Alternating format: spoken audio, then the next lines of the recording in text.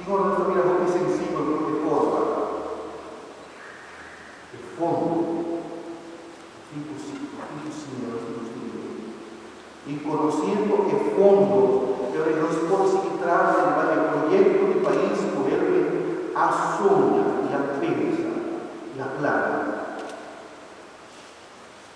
Y dos, si te quieres con familia, amigos, partidarios, nos puede reconocer que según años que pasa, el ideal de estaba hecho de pasar su propio partido, y también un ideal nacional, mi esposo que vive en la.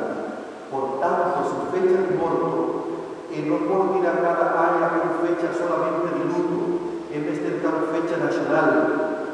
Mi esposo quería de Martín Luther King, mi esposo quería de